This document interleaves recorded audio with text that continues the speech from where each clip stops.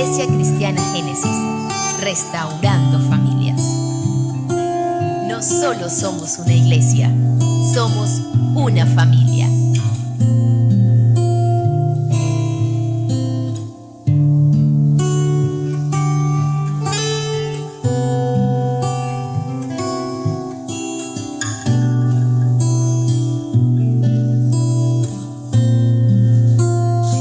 Buenos días, mis hermanos. Bueno, como siempre agradezco a Dios por su infinita misericordia de poder servirle de esta manera, y a mi pastor por concederme y tener su confianza en que yo puedo cerrar este mes con broche de oro de nuestro lema de la Iglesia del Señor, reflejando el carácter de Jesús. He titulado, ¿verdad?, esta enseñanza, esta predicación, imitando la templanza del Señor. Parece que la templanza es una de las características de las virtudes de nuestro Señor Jesucristo, y nosotros, pues, como Él es nuestro guía, no nos toca sino seguir el ejemplo y ser imitador de Él. La templanza la define de manera general la academia como esa virtud cardinal que consiste en moderar nuestros apetitos y nuestros placeres de los sentidos. Pero que no es fácil hacer eso de manera general, pero conseguir una definición teológica tampoco es fácil. Sin embargo, para mí, es la virtud del carácter del Señor que hace que nosotros le quitemos el control a nuestra carne y se la demos a nuestro espíritu. Amén. ¿Verdad? Entonces, esa es la definición. Y fíjense que uno dice, oye, ¿serán estas cosas importantes? Bueno, ya toda la mañana hemos hablado de eso. Esta semana, oyendo a César Vidal, uno de los teólogos modernos, fíjense que él hablaba de que en el orden mundial quieren hacer un control total del mundo. Y él sacaba la cuenta, fíjense esta cifra: 1.800 millones de bebés han muerto desde que legalizaron el aborto en muchos países. 1.800 millones. Más que el holocausto, decía él, ¿verdad? Y nosotros, ¿verdad?, nadie habla de eso, para que vean lo que ejerce el control, por decir una cosa a nivel grande. Pero a nivel micro, esta semana nosotros otra vez nos volvimos a sacudir con lo que le pasó a la bebé de Tocorón, ¿cierto? Aquí mismo en el estado Carabobo, para que veas cómo cuando los instintos se desbordan y no se controlan, pueden llegar a eso. Y a veces lo hacemos de manera sutil, no es necesario que lo espeluznemos tanto con esta noticia. Cuando yo a veces de repente escucho, no, es que ese hermano como que es medio así, o esa hermana es medio así. Eso es parte de lo que perdemos nosotros, el control. Y tiene que ver entonces mucho con nuestra templanza. Por eso quiero que busquemos en Gálatas 22. Los muchachos de la escuela van a decir, el profesor va a seguir hablando. Vamos a seguir hablando porque esto es la novena virtud del fruto del Espíritu. Entonces, Gálatas 5, 22. Mire, mas el fruto del Espíritu es amor, gozo, paz, paciencia, benignidad, bondad, fe, mansedumbre, templanza. Contra tales cosas no hay ley. Amén. Entonces, la templanza es la que va a moderar el resto de las virtudes para nuestro carácter. Por eso es que es tan importante, no importa que esté de última, ¿verdad? Allí, porque tenían que nombrarla así, pero es la moderadora, la que hace el equilibrio, porque todas van juntas. Nosotros no podemos decir, tengo amor y no tengo templanza o dominio propio. No podemos, ¿verdad? De tal forma, pues, que yo espero que el Señor en esta mañana nos traiga algo preparado. Vamos a tener la lectura oficial en Mateo capítulo 26.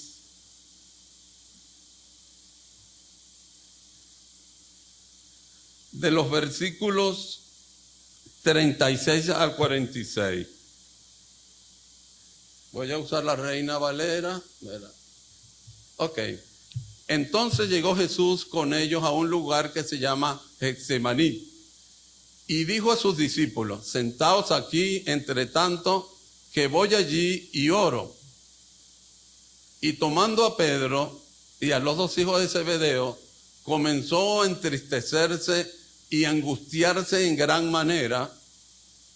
Entonces Jesús les dijo, mi alma está muy triste hasta la muerte. Quedaos aquí y velad conmigo. Yendo un poco más adelante, se postró sobre su rostro, orando y diciendo, Padre mío, si es posible, pase de mí esta copa, pero no sea como yo quiero, sino como tú. Vino luego a sus discípulos y los halló durmiendo y dijo a Pedro, ¿así que no habéis podido velar conmigo una hora? Velad y orad para que no entréis en tentación. El espíritu a la verdad está dispuesto, pero la carne es débil. Otra vez fue y oró por segunda vez diciendo, Padre mío, si no puede pasar de mí esta copa sin que yo la beba, hágase tu voluntad. Vino otra vez, los halló durmiendo, porque los ojos de ellos estaban cargados de sueño. Y dejándolos, se fue de nuevo y oró por tercera vez, diciendo las mismas palabras. Entonces vino a sus discípulos y les dijo, dormid ya y descansad. He aquí ha llegado la hora y el Hijo del Hombre es entregado en manos de pecadores. Levantaos, vamos, ved, se acerca el que me entrega. Que el Señor bendiga su santa palabra. Oremos. Padre mío, gracias porque tuya es la gloria, oh Jesucristo, Señor magnífico. Y tú, oh Espíritu Santo, nuestro guía, nuestro compañero. Gracias porque tenemos tu palabra, porque tú nos enseñas mucho de ti y queremos aprender de ti esta mañana. Por eso te ruego que tu Espíritu pues nos enseñe a todos cómo formamos ese carácter para parecernos más en ti. Amén. Mire, los evangelios no traen exactamente el mismo relato. Y yo dije, oye, ¿cómo quisiera meterlo como en una licuadora los tres? Tenías que escoger uno y me pareció que Mateo era uno de los más explícitos. Sin embargo, vamos a ver después que Lucas tiene algo significativo y muy elocuente. Y si uno dice, ¿verdad? Oye, Señor, quiero aprender de ti, de tu carácter, de cómo es que tú te desenvolvías en esas situaciones críticas de la vida. ¿Cómo hacemos para compartir esa templanza? Yo dije, bueno, tenemos que aprender del Señor. Acuérdense que el fruto es lo que el Espíritu hace en nosotros y que tenemos ese carácter de Cristo en nuestra formación. Así es, no es espontáneo, no es automático, es una entrega nuestra de aprender de Él. Y hay dos situaciones, pero era difícil, pues dije, bueno, escojo este. Pero hay dos situaciones que quiero compartir con ustedes donde uno va a aprender de ese carácter del Señor. La primera situación la conseguimos en Lucas 4, si quieres la ponen en Lucas 4, cuando el Señor es llevado por el Espíritu, Lucas 4:1, cuando es llevado por el Espíritu, ¿verdad?, al desierto. No siempre nuestro espíritu nos lleva a esos delicados pactos a descansar. No siempre. A veces somos llevados, y todos lo hemos comprobado, a situaciones en las cuales son difíciles para nosotros. Pero es que eso es parte de la vida nuestra. No podemos seguir vendiendo aquel evangelio en donde todo es chévere, todo es bonito. Ojalá, pues no es que yo quiero que todas las cosas vengan, pero no. El mes pasado estuvimos hablando sobre lo de las tormentas, ¿verdad? Y ahora, pues, la semana pasada hablamos de la parte de la verdad como parte del carácter. Y ahora vamos a ver en esta situación cómo el Señor vive una situación difícil, en donde el enemigo lo tentó y quería sacarlo fuera de su control, porque de eso se trata la templanza, de volver a tomar el control, ¿verdad? En este caso nosotros es del Espíritu, y ya después más adelante vamos a ver por qué. ¿Qué era lo que quería el enemigo? Acuérdense que el Señor había decidido venir en forma humana, la carne, ¿verdad? Decía, el Dios se hizo carne, habitó entre nosotros. Filipenses es un ejemplo muy bonito de esa decisión que él tomó de estar en forma humana. Bueno, el diablo quería, porque no se trata de hablar de las tentaciones, pero sino de la situación, sacar al Señor de sus cabales, llevarlo a la parte de divinidad, para que él, por su divinidad, convirtiera los panes, las piedras en panes, que era una necesidad puramente humana, o que se dejara llevar por la tentación del poder, del dominio, que a todos nos encanta eso, o de poner a Dios en prueba. Y era una situación difícil. Acuérdense que él había estado en ayuno por 40 días, y desde el punto de vista humano, claro que tenía que sentir hambre, era lógico. Pero en este caso, por eso repito, él no quería, era llevarlo a la parte humana, porque de eso se trataba el plan de Dios. Él lo que quería era sacarlo hacia la parte divina para trastornar el plan de Dios. Y no fue una situación tan fácil, pero les voy a decir una cosa. ¿Qué ejemplo nos dio el Señor? ¿A quién recurrió él cuando estaba a punto de perder ese control hacia la parte divina? ¿Qué nos dice la palabra? ¿Verdad? Que recurrió a las Escrituras. ¿Se acuerdan? El hermano ahorita en el cuarto de guerra hablaba de eso.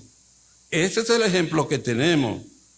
El Señor recurrió a las Escrituras. Y para nosotros, ¿verdad?, es importante saber que si Él nos da ese ejemplo como humano de buscar las Escrituras, ¿qué nos queda a nosotros? También hacerlo. No hay mayor autoridad, ¿verdad? Si buscamos en 2 de Timoteo 1:7,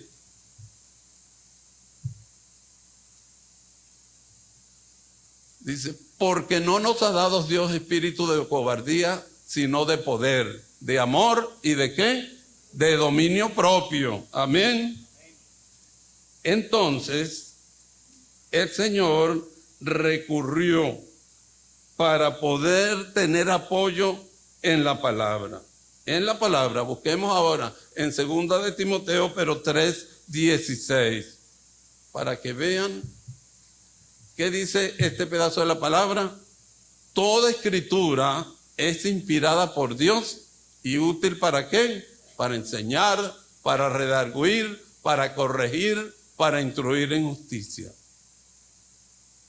Entonces, el Señor recordó en ese momento, porque acuérdense que él estaba lleno del Espíritu y necesitó apelar a la palabra para poder volver a tomar su control. Por eso es que nosotros no nos debemos nosotros apartar de ahí de la palabra, porque la palabra es el manual del diseñador, es la que el Señor nos pone ahí a nosotros. Si buscamos Mateo 24:35, mire cómo dice en Mateo 24:35, cielo y tierra pasarán, pero mis palabras no pasarán. Amén. No hay.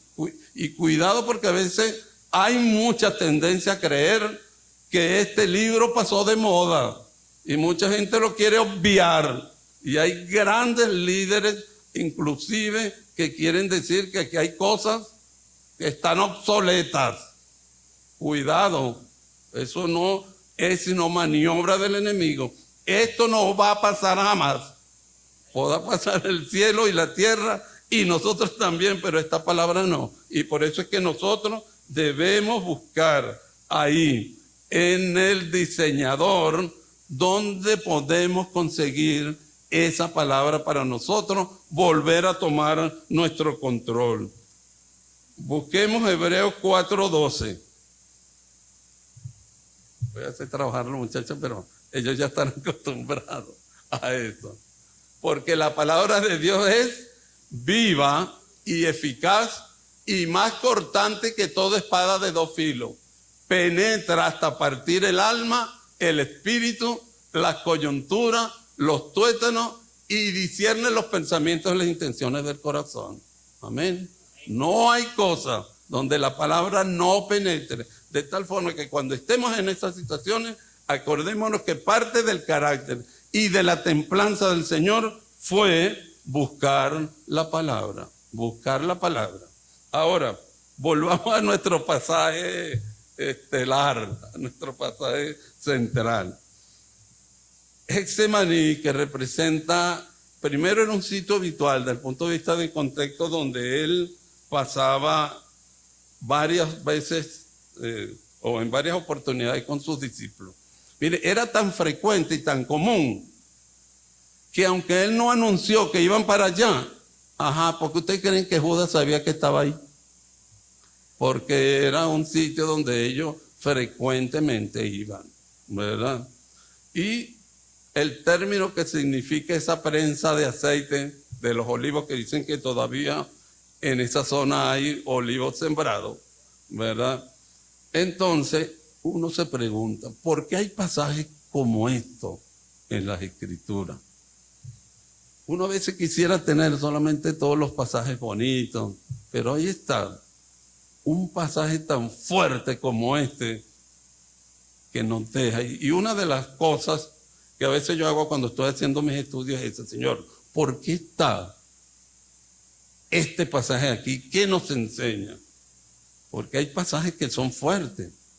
Porque uno dice, ¿qué vemos nosotros allí en este pasaje? Vemos la humanidad del Señor. Vemos la humanidad en el sentido de lo humano en Él. Por una crisis, que fíjense cómo la describe Mateo, que tenía una tristeza hasta la muerte, en gran manera. Una depresión, ¿verdad? Con ese sentimiento grande. Y uno se pregunta, ¿por qué? Para que podamos entender. ¿Por qué el Señor estuvo en esa situación? La batalla más fuerte, dice, que el Señor libró es esta en Getsemaní. Allí estuvo a punto de perder el control. Nosotros hemos estado en esta situación muchas veces. La otra vez hablaba con una alumna y ella me dice, mire lo que me pasó, profesor.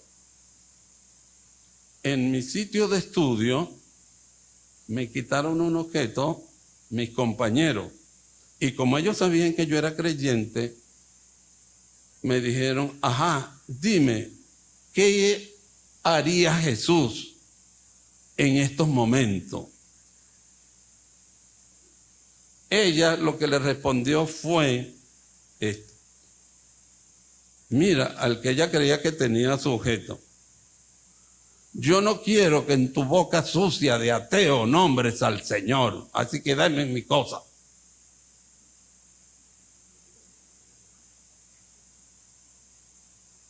Ella me decía, pero lo que yo dije era una verdad. Yo dije, claro que es una verdad. Pero no entendiste que perdiste el control, ¿verdad? Que te estaban dando una oportunidad, y si era ateo mucho más, de hablar del Señor, de exponer la palabra. No, no lo vi así. Ella después lloraba, pero ¿por qué no puedo verlo así como usted lo ve? Le dije, porque tiene que pasar años como yo para poderlo ver así.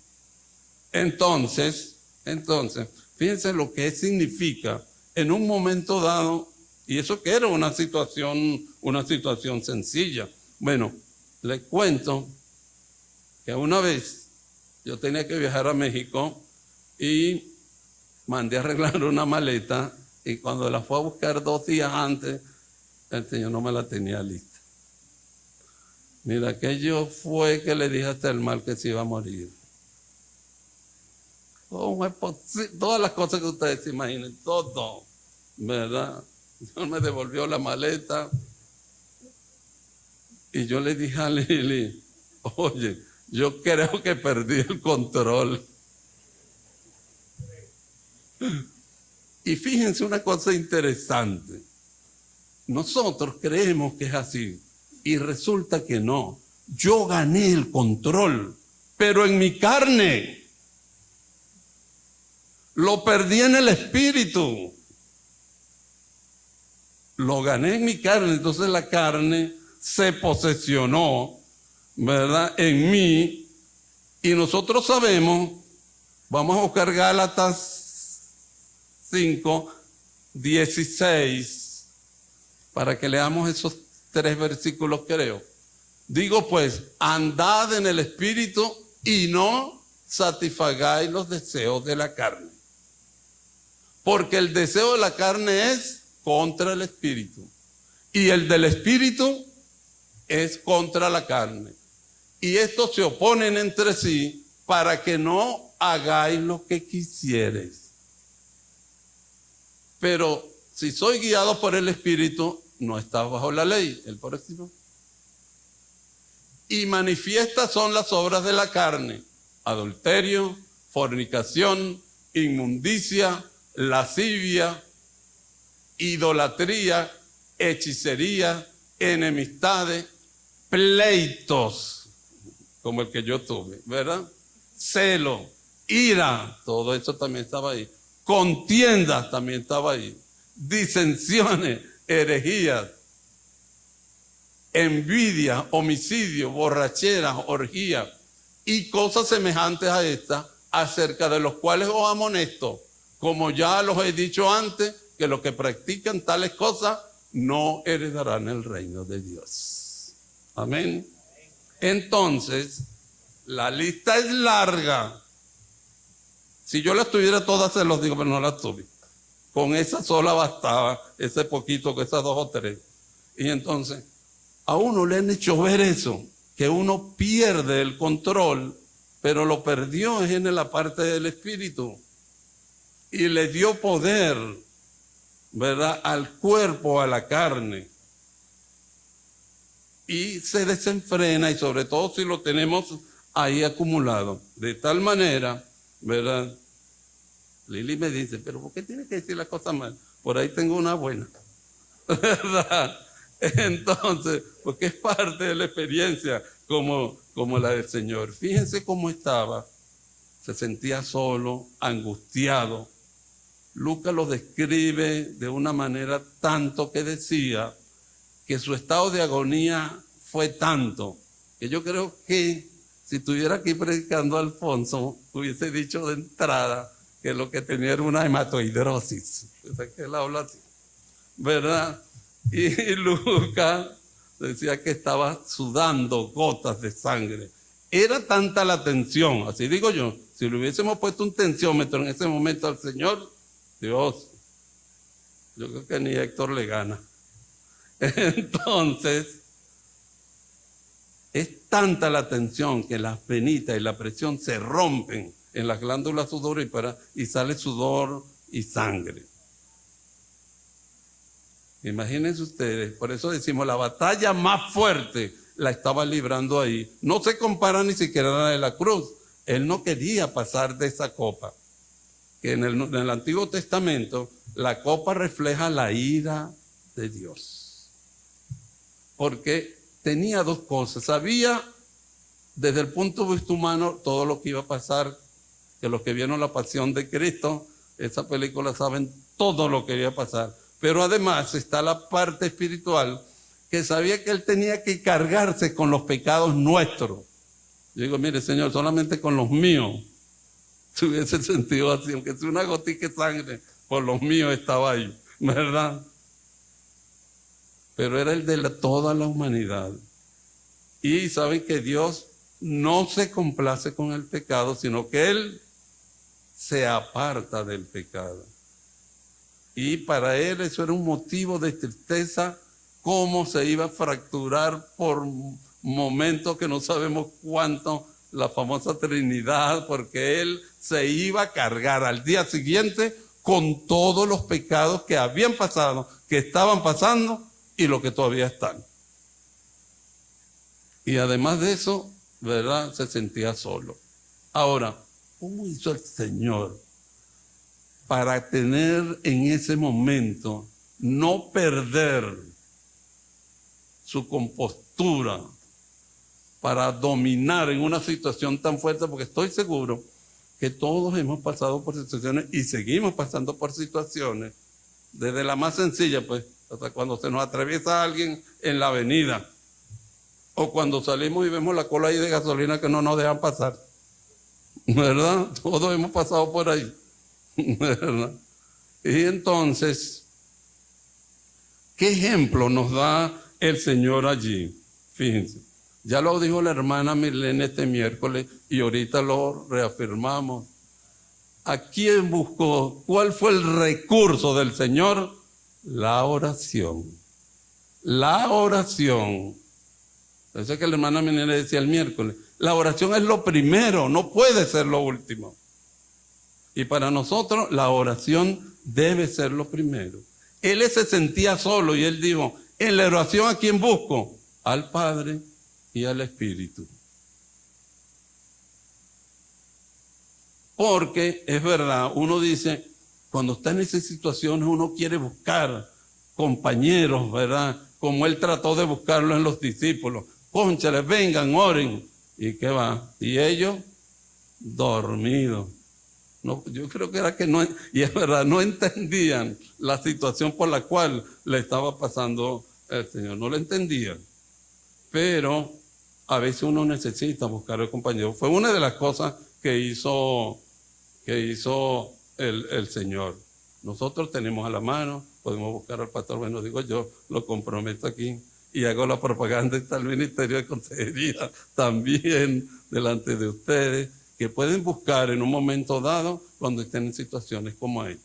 Pero eso no quita, ¿verdad?, la oración. Él en ese momento apeló a la oración 3 veces, dice Mateo y Marcos, 3 veces que fue a orar pidiendo eso.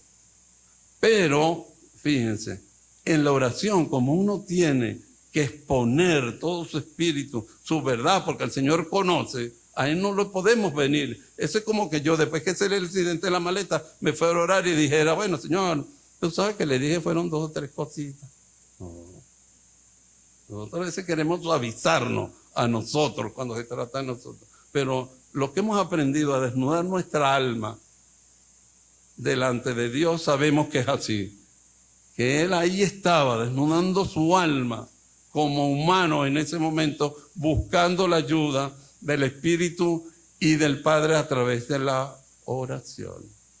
Parece que la hermana decía que ese cuarto de guerra, ahí es donde va la victoria y los triunfos. Pero debemos ir, ¿qué? Confiados. Él estaba confiado y él decía, oye, yo sé que va a pasar esta copa. Voy a tener que pasar la copa. Voy a tener que beberme esa amargura de saber todo lo que me va a pasar y de morir por cada uno de nosotros aquí y de los de todo el mundo.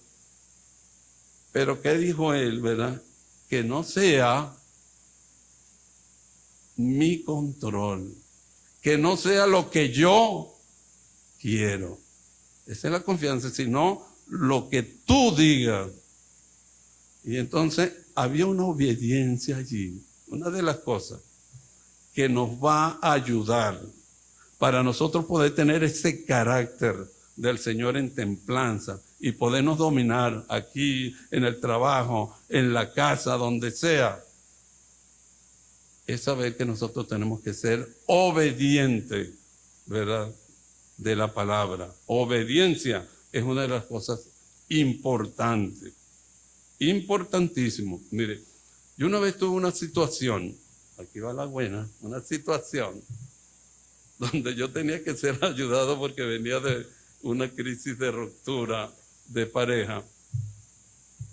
El pastor me había recomendado a alguien y estaba asistiendo y un día vi que la cosa, oye, dije, esto se está poniendo ahí como medio difícil para mi carácter en esta soledad con que yo andaba y la forma como estaba tratando, que había un mecanismo ahí de transferencia contra transferencia, que después vemos es cuando la parte personal se mete en la parte de consejería. Oye, digo, Señor, si yo me quedo aquí esta noche va a haber desastre. ¿Qué hago? Es una de esas oraciones que aunque sean cortas y con los ojos abiertos, tienen el mismo efecto. Amén. Tienen el mismo poder porque es el mismo Espíritu que nos va a ayudar y es el mismo Dios que nos va a ayudar. Oye, Señor. Y Él combinó esos dos aspectos que hemos visto del Señor.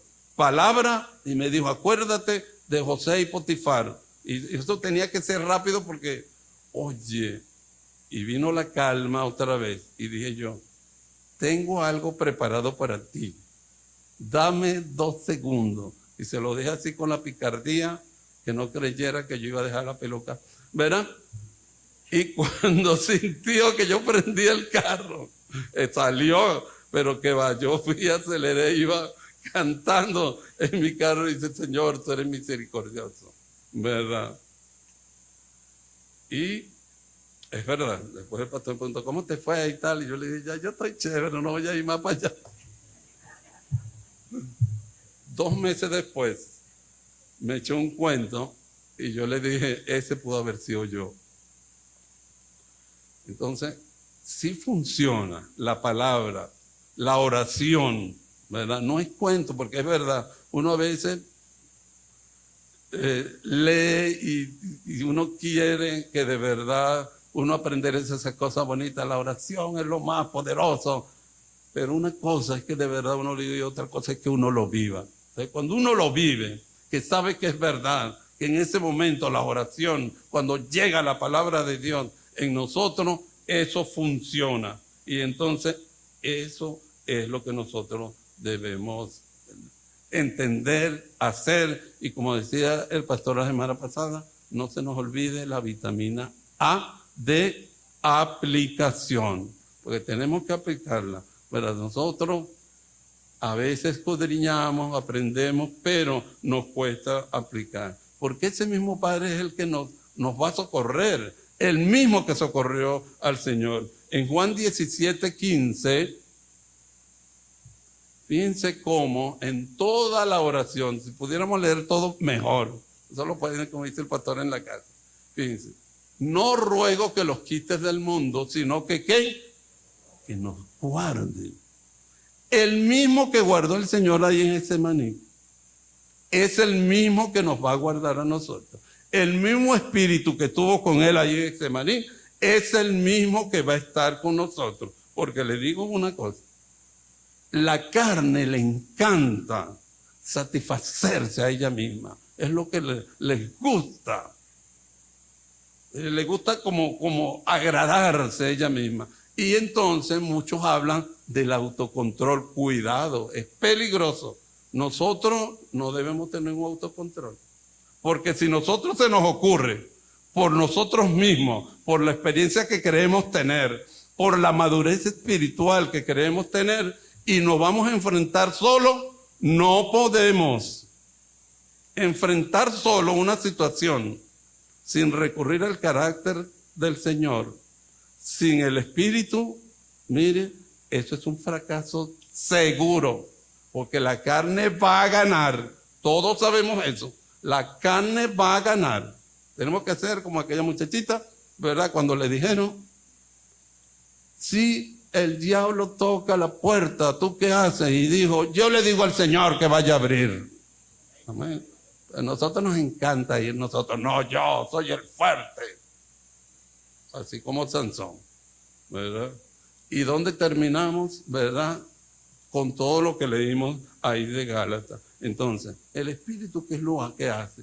Que nosotros nos devuelve el control a nuestro espíritu para que nosotros logremos tener esa templanza que tenía el Señor. Vamos a buscar para que veamos cómo el Señor nos lleva en 2 de Pedro 1, del 5 al 7. El Espíritu nos lleva a ese camino hacia la santidad, hacia la perfección. Ya aquí estamos cerrando. Vosotros también, poniendo toda diligencia por esto mismo, añadid a vuestra fe virtud. A la virtud, conocimiento. Y al conocimiento, dominio propio, templanza. Y al dominio propio, paciencia. Y a la paciencia, piedad. Mire, el desarrollo del carácter de Cristo es lo que nos va a dar el dominio sobre la voluntad humana, sobre esos deseos impuros, esas pasiones y emociones que a veces nos encantan, no porque sean malas, sino que tienen que estar en equilibrio y bajo la soberanía del Espíritu Santo y del Señor y de Dios. Es lo que nos va a dar la victoria sobre esa voluntad humana, a que pongamos límite a esos deseos de la carne que nos apartan del Señor y que, ¿verdad?, haciendo que el Espíritu abunde y nos llene, cada día más tomaremos para llegar a la estatura de Cristo. Que el Señor les bendiga.